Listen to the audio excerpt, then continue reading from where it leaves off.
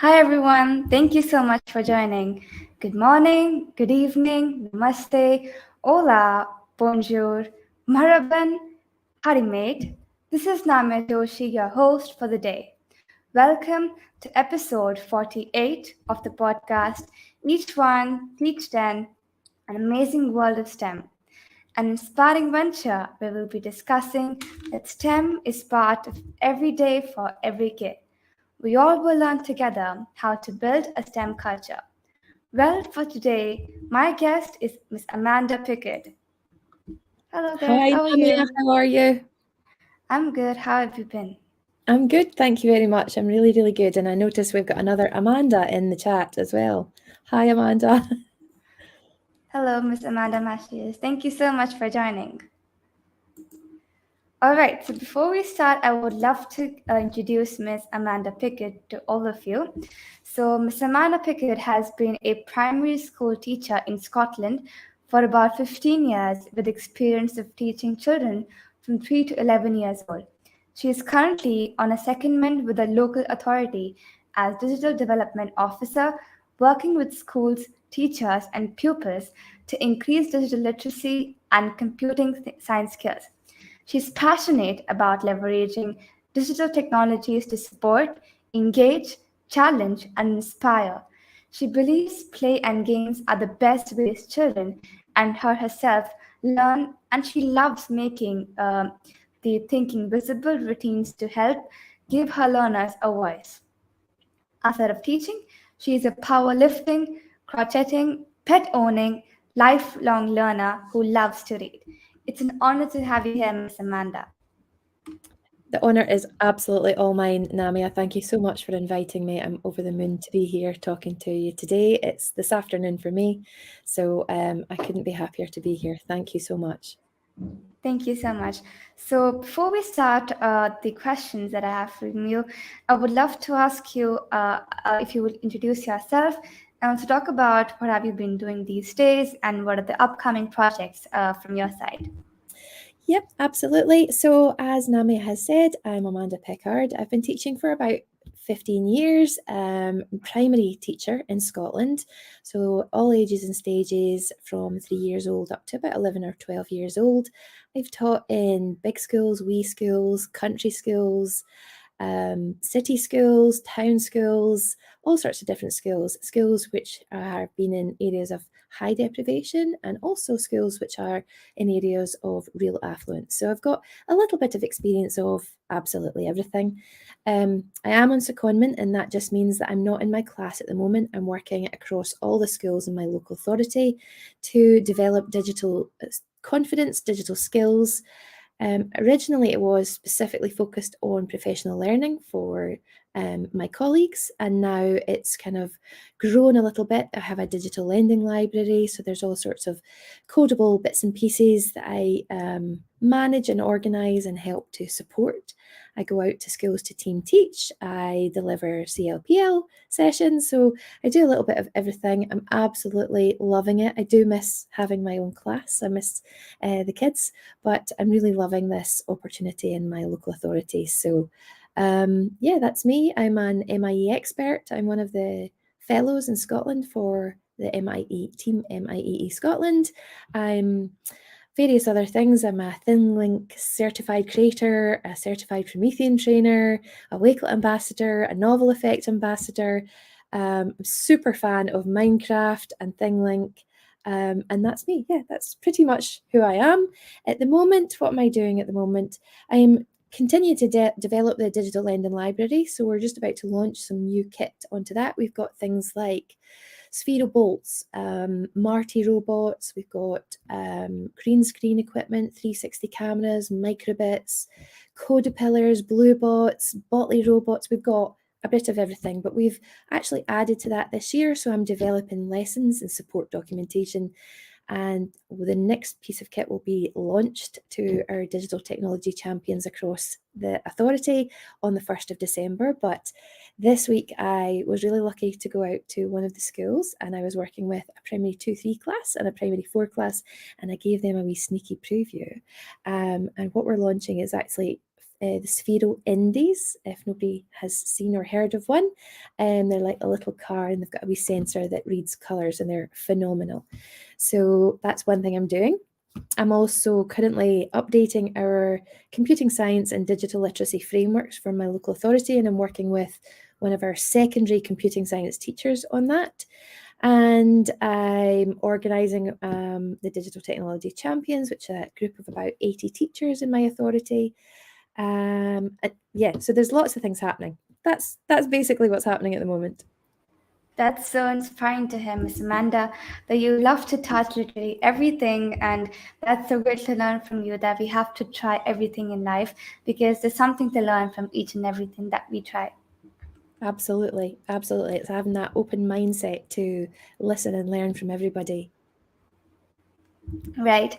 So, my first question to you is, working in the field of education with primary age group, can you help our audience know that how can we make use of STEM in the curriculum? Yeah, I mean, I'm sure every single teacher around the world is in the same position as we are in Scotland. The curriculum is absolutely jam-packed and it's tough. It can be tough to fit everything in. One of the things that is really great in Scotland, our curriculum for excellence encourages that interdisciplinary learning and supports and really kind of promotes the teaching of STEM subjects. So I think everybody's doing a little bit of something in Scotland, certainly. And for me, the idea of STEM is to combine those subjects of science, technology, engineering, and maths to really kind of create rich learning experiences which are potentially greater than teaching each of those subjects individually. So combining them can help my learners and my experience to understand why we teach the subjects and how they apply to real life. I know when I was at school, I just sort of thought, why am I learning this? I'm never going to use this. So I think it's really important to really consider the why and how it applies to real life. And really getting those, each understanding that each of those subjects supports the others so that an understanding of one can enhance the understanding of the others, if that makes sense. I always start with what part of the curriculum I want to teach. So I was trying to come up with a few examples.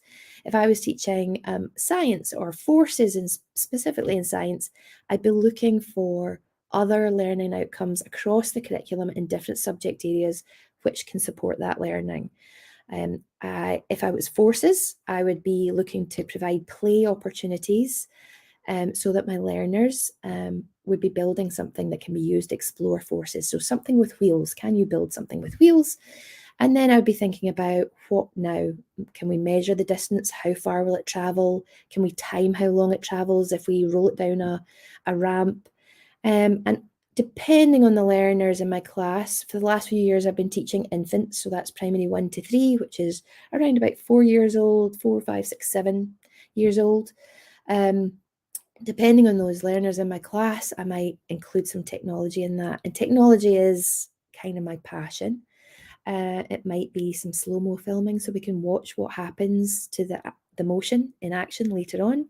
Or it might be asking my learners to film what they're doing, share what they're doing, so that we can share with families at home later on and we can watch that back.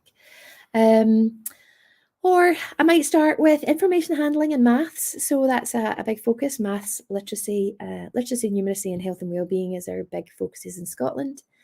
And I might start thinking about information handling and maths. We could go outside, count trees, people, signs, red cars, black vans, whatever it is, anything at all. And we could do that with a piece of paper and tally marks and a pencil. Or we could collect the data using microbits. And if I was using the microbits with my teeny weeny learners, I would just have those microbits already coded as a counter.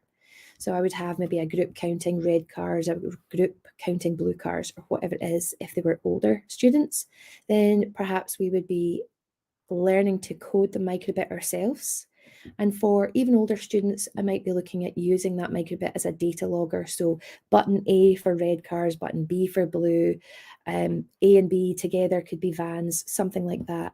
And extending that, for older learners specifically, probably from P4 onwards, I would be looking at doing a little bit of digital literacy with Excel spreadsheets, creating charts, things like that. So there's tons and tons of ways that we can use STEM in the curriculum, and also not to worry about teaching those things individually.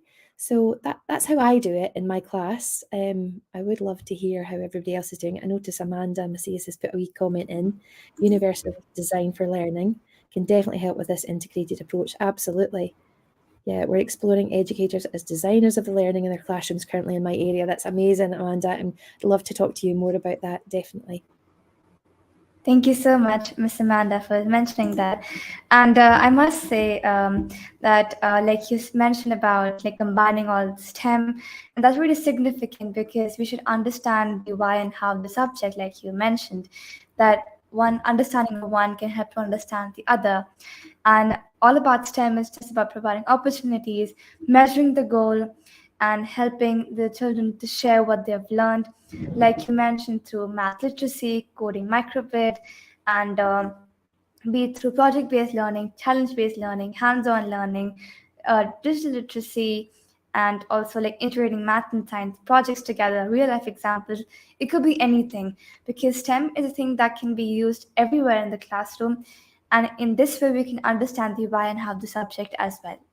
For sure. And there's also other opportunities, not just for the same subjects, maths and literacy, but other things like health and well-being, like turn taking, collaborating, those skills, those 21st century skills that everybody needs, life skills, working together, problem solving, all of those things naturally come into STEM education as well. So it's huge opportunities there.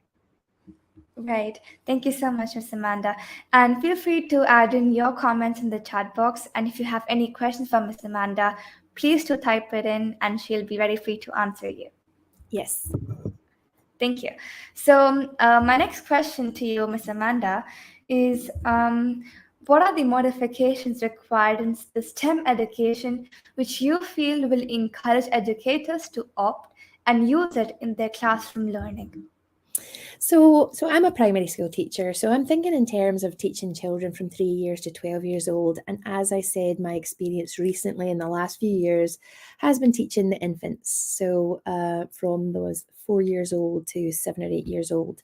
So that's kind of where my mind naturally goes to. But when I think about that first day of primary school and I meet my new class, these wee learners are coming into school. They are full of ideas and wonder and curiosity and questions, and they have amazing imaginations.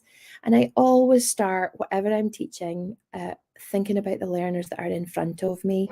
We tend to sometimes feel that whether it's a perceived pressure or whether it's real or not, there's that we've got to get through the curriculum. This is what I teach in this year group. This is my topic. But I really try and kind of focus on those children who are in front of me right then and there, and what are their interests?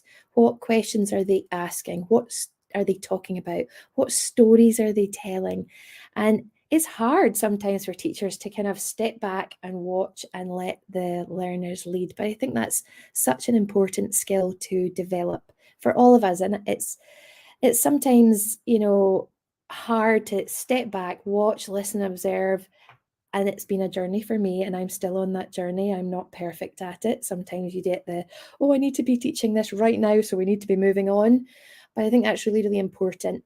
And one of the things recently in Scotland, the last couple of years, has been the introduction and focus of play-based learning. And that's a great way to introduce more STEM teaching and learning in your class. It is letting learners lead their own learning. It is joining in with their play, supporting their play, asking them if you can join in with their play and how you can join in, letting them lead. What are they doing? Whatever they're doing informs and inspires what I teach. It's up to me as a teacher to kind of connect that with the curriculum and make sure that everything is covered. But for example, I had a class who loved construction. They just built, the whole class, boys and girls, they just built with everything they could lay their hands on, everything and anything. They And I would sit back, what are you building? Why are they building it? Sometimes it was massive towers. Sometimes they built a zoo one day. They built all sorts of weird and wonderful things. And sometimes I wouldn't be able to tell what they were building. And I guess that's the other thing. When I remember when I was first learning to be a teacher, when I went to university to do my teaching degree, we had to write out lesson plans and think about, what the questions we were going to ask and what resources we would put out. And I would genuinely spend hours thinking, right, I've got every single thing that I can think of. And I would go into a lesson sometimes and my learners would do something completely different, totally unexpected, something that I hadn't even considered. And that's the important thing, that it doesn't matter as an adult, we don't sometimes realize or think about how children approach resources. They do it in a completely different way to whatever I'm thinking of. So I can never think of things like that. And that's what is brilliant about teaching. It is genuinely the best job in the world. And I love working with kids because they are so inspiring. So what are they building? Why are they building that? What is the inspiration? And how can I start adapting that or adding to it or enhancing that learning experience or adding something else in terms of resources or bringing out some sort of technology, some codable toy or an iPad or adding in something like that. Or I've had other classes who all they wanted was telling stories, reading books, playing with puppets, acting out dramas. It just genuinely comes from those learners in front of me. I've had other classes where they were absolutely mad about sports, football, active games in the gym hall. There's tons of stuff we can do with microbits and step counters and running around the playground and measuring how far we can go and measuring how many beats our hearts go. So there's tons of ways to introduce STEM learning if you just step back, watch, listen, and observe, and really kind of let those learners lead their own learning and then take that inspiration. What can I do to support those interests? How can I add in that STEM learning? How can I combine the outcomes that I want them to achieve with the interests that they already have? So I'm not trying to fit a square peg in a round hole. I am trying to adapt my teaching to their interests. And I think that that's the magic. I don't always get it right. I don't, but I try, and I'm still on that journey. That's so considerable, Miss Amanda, that you love to adapt to how children want to learn. And like you mentioned about, watching, listening, observing, that's really vital because, like you were mentioning before, that when you saw young children for the first time, they are really, inquisitive. And being a teacher, it is vital that, we have to cater to the age and then think from their thinking skills or what they might be thinking. And you mentioning about focusing on play-based learning is very important because in this way students can lead their own learning. And I really love the example that you gave of construction that children did in the classroom. You could imagine that why were they doing it, what and how, and that made people realize and children can do things differently. And giving examples about telling stories, reading dramas, and that's really great. So it's basically like you mentioned that if a teacher is able to adapt to how children want to learn, the classroom becomes really lively and engaging for everybody. Yeah, absolutely. I mean, I have hilarious stories of putting out resources in my primary one play-based learning classroom where I'm thinking, here are these resources and this is what they're going to do. They're going to create artwork. And that's not what they do. They would just, oh, look, Mrs. Pickard has put out these resources and we're going to use these to add into our construction, add into our building. And, it's the, no, don't do that. It's for art. No, it is okay, you're using that in a creative way, and I want my learners to be creative. I want them to be creating and using their imagination. And it's it is tough as a teacher to sometimes step back and think it's okay that they are not using those resources in the way that I had intended. And now maybe I need to sit back and learn from these little people what these resources are good for. Right. And also, we have more comments from Miss Amanda about play and culturally responsive pedagogy. And we also have Miss Laura Pedden that is saying hello to both of us. Yeah, Laura is one of these teachers who is on Twitter, who's amazing. She is a STEM genius, and she's one of the people that really inspires me. Amanda as well, Amanda Macias. These are two of my inspirational pals that I have made in the last couple of years. So I take a lot of inspiration from both of them. So it's nice to see them both here. Thank you. And thank you so much for putting in the comments. Please keep that going on. All right, so my next question for you is what can be done to make STEM learning an enriching experience for students in the primary schools so that they can carry forward the same passion that they have in the higher classes as well? Okay, so I kind of have my own opinion about this, and this is only my opinion, and I have not taught the older kids in primary for a few years. But for years and years, what I feel is the big push in play for the infants should be extended to all years throughout primary. There should be those opportunities for play-based learning for the kids to lead their own learning, and that play-based learning, games-based learning. I just have learned so much from pupils watching and listening to them play and interact and collaborate with each other. And I genuinely think as primary schools we go through primary, there's greater expectations. They're a little bit older and maybe there are less opportunities or there's less of a kind of chance in class to fit in play because we have to get through the curriculum. And I totally understand that. But for me, I would be still encouraging teachers of all ages and stages in primary education to allow those opportunities for play-based learning using games. I listened very recently, actually a couple of weeks ago, to Laura Peden, who's here today, talking about creating epic failures in class. And it was about games, and not necessarily digital games or Minecraft or anything like that, but actually just like board games and how children play those games, and they might not win, they might lose, or things don't work out the way they want, but they don't give up. And it was such an inspiring presentation. And I think that there's so much in that. It's about allowing children to lead their learning, giving them opportunities to collaborate and play, but also giving them opportunities to fail as well and see those skills being developed, having an open mindset about problem solving, about resilience, all of those things are really, really important. And I haven't taught at secondary. I definitely haven't, but I have been in this my secondment into a few secondary schools, and the learners there are completely different from primary. They absolutely do. And I have no experience of teaching secondary pupils, but you can see that it's different. They're a little bit older. They might not feel so confident putting themselves out there in a situation where they're not sure that they're going to succeed. But I think if we just had that as a norm, that it's okay to fail, failing is a normal part of learning, I genuinely think that that would help to maintain that passion for STEM. I know I think in Scotland there is a kind of dip in uptake where computing science, for example, is seen as not something for girls, and that kind of breaks my heart a little bit. So I really want everyone to know that it doesn't matter what the subject is, it's open to you, boy, girl, whatever.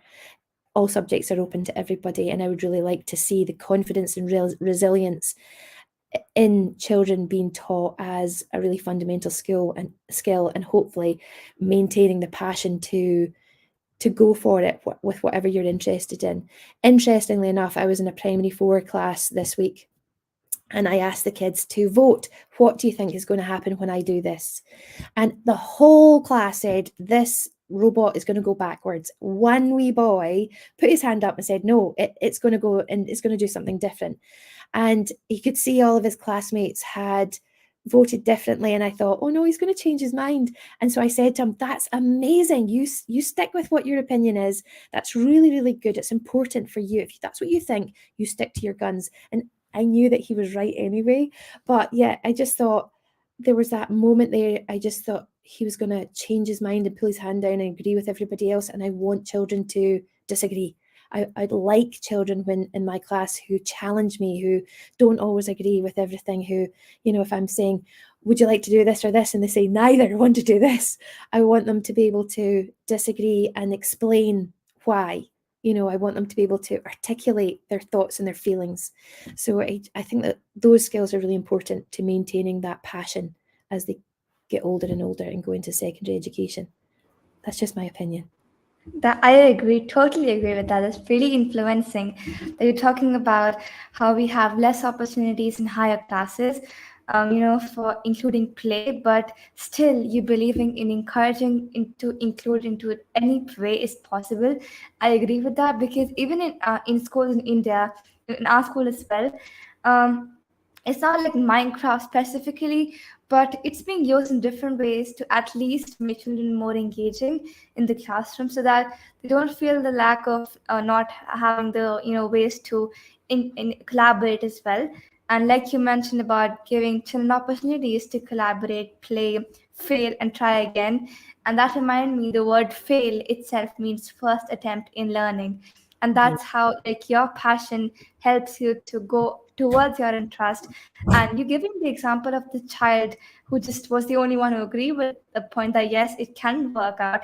And that's what reminds us about taking to our opinion, standing out, learning to agree to disagree, and give out our perspective as well, and not being the one in the crowd, but getting out of the crowd and then talking about our opinion is very vital.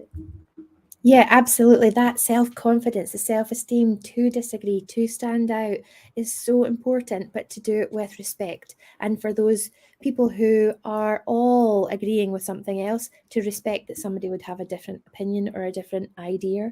I think those skills are so incredibly important for life, for the rest of your life. Right.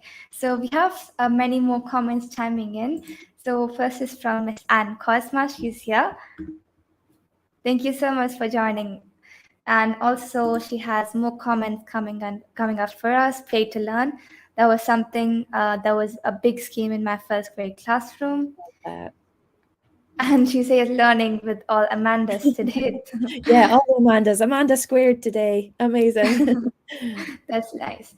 And also, Miss Amanda, she's saying about sometimes we have to sit back and watch what students show us. They are learning, even if it's not what we intended. Yeah, so important. So hard to do sometimes, though, but so important. Right. And Miss Laura as well is talking about we continue play right up to P7 in our school. Brilliant. From above P4, we start calling it Tinker Time or independent learning. Love that. Love that, Laura. Brilliant. Thank you so much, everybody, for joining in and also putting in your questions. So let's move on to the next question. And that's a fun one. So I would like to ask you, Miss Amanda, if you had to describe yourself in one word, what would that be and why? So my word is actually one of my values. I have two values that I kind of hold close to my heart, but one of my values is adventure, and that's how I would describe myself as being adventurous. Adventurous in life, just having a go at whatever I fancy, whatever takes my attention. I just think I would describe myself as being adventurous. I did go off on adventures when I was younger. I bought a one-way ticket to the States and went away, wandered around America. I have lived in a boat, travelled, sailed all over the Mediterranean on a boat. And yeah, I just think that's the way I've lived my life and the way I would still describe myself as being adventurous. That's really great to hear. And I agree to that point that, being adventurous is vital because that helps you to stay cool whenever you're under pressure. And you can gain perspective in your entire life. So you're able to see how things go on and what is your perspective to that. And in this way, you can, learn how to do problem solving, but also get opportunities to grow and learn. Because whenever we have new environments around us, we sometimes aren't like very comfortable, but when we become adventurous, we learn how to adapt to new environments and adapt to different kind of people, and learn how to interact with them. So I agree, being adventurous is important. Yeah, I think it's good as well to kind of get out your comfort zone. And, if somebody asks me to do something and I think, oh, I've never done that before, like today, I've never done this before. And I thought, no, I'm going to say yes. So yeah, adventure is absolutely important in my life and I love it. Cheers to the adventures ahead. Love that. Yeah, adventure. That's me. Thank you so much for the answer. I really love that. So, moving on to the next question is, I heard from you in one of your session that you use storytelling with various apps. So, can you please tell us more about that? I'm very excited to know about it. Okay, so I love stories. I love them. I love reading them. I love listening to them. I love when people read me stories. I literally read stories to everyone and anyone all the time. If I visit my family, I usually have a story to tell them. And I think if you actually asked my family, they would tell you that I've always been like that. One of my sisters actually calls me the keeper of the books. So all the books come to me. I have got thousands and thousands of books. I'm not sure I've got enough to start my own library, but I wouldn't be too far off. I've recently become a Novel Effect ambassador, and that's a wee app. And I know Anne Cosma knows this app as well, which responds to your voice and plays like soundscapes. And as you read along into a book. So as you're reading the book, it plays this amazing magical soundscape, and I just love it. And it's really kind of upped my game when I'm reading stories to people. In October holidays, I was at an October holiday club, and there was a bunch of kids there from like 3 years old up to like 14, and they had been cooped up inside from 8 o'clock in the morning. It was the afternoon, it'd been raining all day, and the play leader in that holiday club had said, Amanda, they're not interested in stories. They're not going to sit down and listen to you read a story. And I just said, let me try, because I read stories to everybody. And I started to read a story, The Most Magnificent Thing, using Novel Effect. And within seconds, they were all quiet and they were like, read it again, read it again. So I love stories. Stories are everywhere in school. We learners, if anybody's ever taught like the teeny weenies, they come in, they arrive in school in the morning and they have stories to tell. And it's incredibly important to listen to those stories. It's great for getting to know your learners and understand them. It's great to understand find out what they're interested in, how they're feeling and why. And I have a few little stories to tell you about stories in my classroom. So I taught a few years ago, I had a primary 2 class, and there was a wee girl in there who had lots of barriers to learning. She found it very difficult to retain any sort of learning about phonics. So reading was a big challenge for her, writing was a big challenge. And I said to her one day, just tell me a story. And as she sat next to me, I had OneNote open and I put on the dictate button. I just switched it on. And she told me this amazing story, this wee one who was always, needing support for learning and was kind of almost treated like that by her peers in the class. She was someone to be looked after because she struggled with learning, and she did. But then she told me this incredible story with descriptions and amazing bits and pieces, and there was an amazing kind of twist in it, and she just kept telling me the story. And then I told her that what I'd done, and all of her words were on the OneNote, and then we listened back to it using immersive reader, and she was so shocked because I told her she had written a story, she had written a book. And I can honestly say, hand on heart, I had kids in that class who were incredible writers. They would write, but we're talking 3, 5, maybe 7 sentences, simple sentences. They were learning to read and write. They were great, really able, really capable. But this wee girl, take away that paper and pencil, take away all of that stress and pressure, just let her tell the story. That's writing a story, that's telling a story. She was an amazing storyteller. And I did that with her for the whole year. And she would come back to me, I want to change that bit in the story. And we would find a bit in the story. I want to change that word. I want to add in a little bit to it. So stories are powerful, amazingly powerful. So that was one of my older stories about stories with OneNote. I've also used ThingLink with stories. So my primary 1 class of construction and builders, they built everything all the time. So I often would just hand over my iPad and they would take a photograph of whatever they built. We would put it into ThingLink, and then I would show them how to add in tags, and then they could record audio explaining what their story around their building was. And then I could share that easily with parents. It's just a wee URL that I could share that with parents at home. And this was just after lockdown. So we'd just come back into school. We couldn't still have families and mums and dads into school. So it was a really easy way of them to tell mums and dads at home what they were doing in school, what they were learning about, and the stories about their learning. So I love ThingLink for that. That same year after lockdown, we used ThingLink to tell the nativity story. And again, we couldn't have an audience. So they made their like mini me's. We took photographs of each of the kids and they made their little costumes. And then we actually just used them as puppets, and we recorded that video, recorded the audio, and put it into ThingLink. Another infant class, again, sorry, it's all about infants today, was a P3 class who loved stories but loved digital technology. And eventually I had done a little bit of filming, slow motion, stop motion animation, little bits and pieces like that. But anytime that they had an opportunity to choose or play, I had a group of girls that would tell stories with stop motion animation. And it blows my mind what they did. They literally had like a little piece of paper where they would kind of lay out what the story would be. So like almost like a cartoon. They would plan the story, working together as a team without any adult help or support. And they would create these amazing stop motion animation cartoons to tell stories of things that were just used around the classroom. We had these little alligators, I think they were, and they sort of split in half. So there was a capital letter on the head half and the small letter on the bottom half.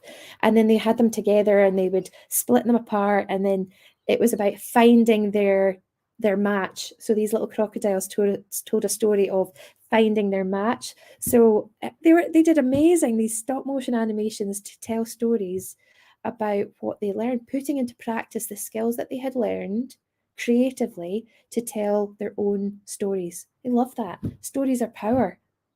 Everybody should tell stories. Right, that's so perplexing that you're talking about storytelling. And I must say that storytelling, like you said, is the most powerful way to put ideas into the world today. And like you mentioned about novel effect in storytelling, that you were giving an example of going to students and somebody said that they might not listen to you, but when you used it, they became more inquisitive and wanted to learn more from you. And personally, I love to hear stories like whenever we're at school and like our friends have some horror stories to share or some stories where they went for adventures. They're really interesting because when stories have twists, they're worth listening. And, we just take away all the pressure that we have inside us and we can share our stories because, they're very powerful, like you mentioned. And I love the thinking example as well about stories about learning in school and the stop motion animation stories. They're all great examples. Yeah, I love stories. Honestly, I don't know what life would be like without stories. I like a good story. All stories are good stories. Right. And we have more comments coming in from Miss Anne about loving the novel effect. Sorry. And we have another one from Miss Amanda about sharing stories with Flip as well. Yes, that's another good app, isn't it? That's an amazing one. Okay, we have another example by Miss Anne is what a beautifully profound example of this young girl seeing the power of her voice, using speech to text, using immersive reader. What a powerful way to help her see her world in new ways. Yeah, and that story is such an emotional one for me because everybody's opinion, all her classmates saw her in a different light, that she actually was a learner, was a storyteller. In fact, she was the best storyteller. She told the best stories, and she had developed a really great imagination, a really great memory to remember how her stories went, and she could come back and develop those same stories over and over and over again. And printing those out, getting her to illustrate them and popping them into our school library changed everybody's the way everybody saw that wee person. And I just think that was incredibly powerful. I love that. I learned a lot from that wee person. I learned a lot from her. Right. So, my next question to you is, you've made extensive lesson plans using Minecraft, ThingLink, Wickplay, and many more. So, can you tell us about any of your favorite lesson? So this is impossible to choose. This is impossible to choose. So one of my first thing links that I created during lockdown. So when we first went into lockdown, I was teaching primary one. They were 4 and 5 years old. They were already independently able to log into a computer in our school with their own unique name and their username and password.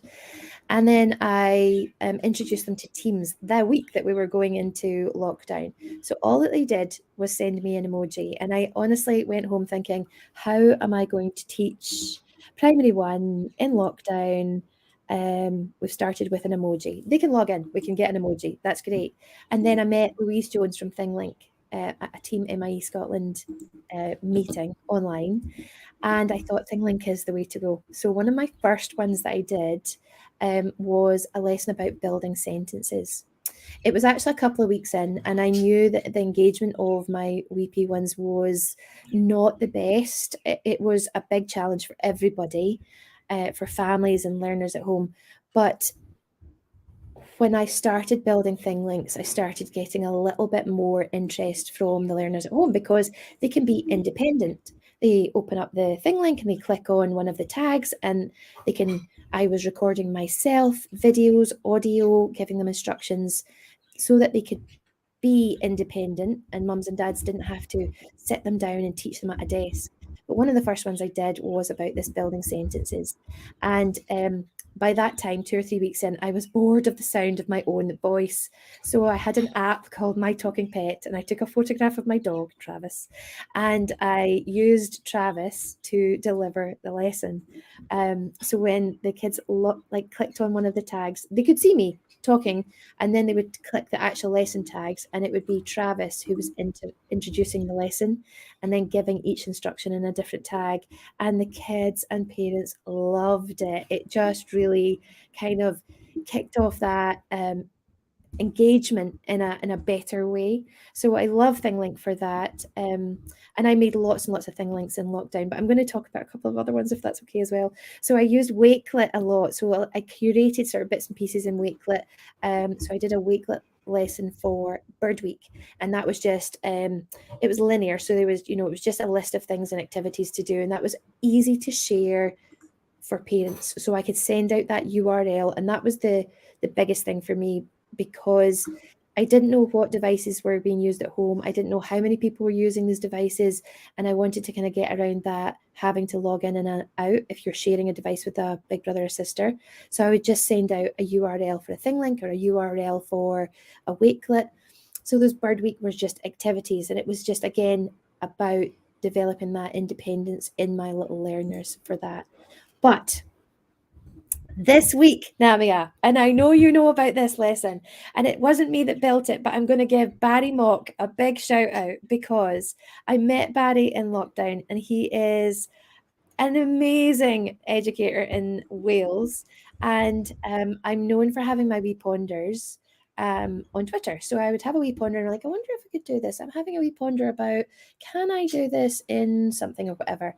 So Barry took a wee ponder of mine, and I chat to him all the time, and built this amazing lesson world in Minecraft called Onyx Island. And it was just launched this week, and it's about exploring a QWERTY keyboard, and that's the key for little ones to build their independence with digital skills. They need to log in and out, so you need keyboard skills. And it was about how I teach those keyboard skills to my little learners. So Barry took that, exploring a QWERTY keyboard learn out, and learn about simple sounds and words associated with those keys, recognizing the connection between sounds and simple letters and words, and spelling, simple CVC spelling words. So Phonics Island has got to be up there with the best lesson. I didn't build it because Barry's amazing and I am rubbish at building Minecraft, but I love Minecraft. The power of Minecraft, how it engages, inspires learners. There's so many lessons in Minecraft that are incredible, and I wish I could build, but I can't. But I love playing it and using it. So Barry Mock's Phonics Island off the back of a wee ponder has got to be up there with at least top three. Top three.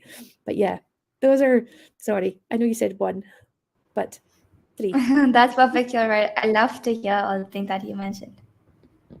And I see Amanda Macias is saying, our team is loving the Minecraft education phonics world. Yes, I love that.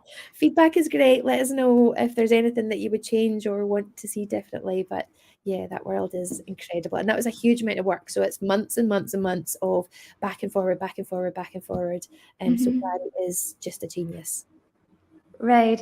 That's very substantial if you're talking about, building sentences using ThinkLink, and getting the interest from learners is very, an inspiration for you to keep on going forward. And like you mentioned about ThinkLink, I must say it's a great tool because I have made a few ThinkLinks as well.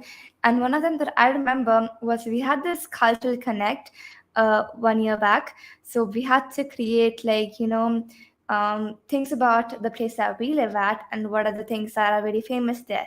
So I live in Ludhiana, Punjab. So Punjab is a state in India. So I made the entire ThinkLink talking about the culture, the food, what kind of clothes we wear, where the great places to visit inside the entire map of Punjab, and putting the points where people could click and read about it. So in this way, people get more attracted to your place and they are very inquisitive to learn more about it. And being children, they're attracted with different kind of tools. Like you mentioned about Wickley, that helped them develop their own independence. And lastly, Minecraft, that you mentioned that I really know about is the Barry Mock, who made the lesson Phonics Island with you. And that helped children to develop the independence with their digital skills. And in the end, yes, Minecraft power is great. Yes, it really genuinely is. Yeah, I love that ThinkLink that you built about your area. That's amazing. I would love to see that if you are willing to share Sure. and give me a wee sneaky preview. I would love to see that one. ThinkLink is Sure. just incredible. It's so powerful and such a simple tool to use. And the updates over the last couple of years they've blown my mind. It's amazing. Thank you so much. And we have another comment from Miss Anne. All of these stories make my first grade teacher heart so happy. We know our youngest scholars can. Thank you, Amanda, for sharing these examples. Oh, and when I first started teaching little ones a few years ago in my classroom, we didn't do any social media with this class, but my little P2s at the time, so they were at 5 or 6 years old, came up with their own hashtag and we put it everywhere over the school, which was hashtag we ones can, hashtag we are 5.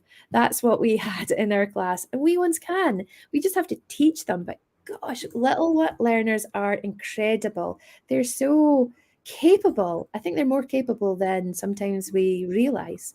Sometimes the knowledge that they have. I remember a few years ago I was teaching actually a primary 3 class. So wee boy was about 7. And I asked him to tell me everything he knew about the hometown that we were living in. And he said this thing to me. He's like, oh, elephants used to come over the bridge in air. And I was like, what? I've never heard of such a thing. So I went and researched this at the library, and he was absolutely right.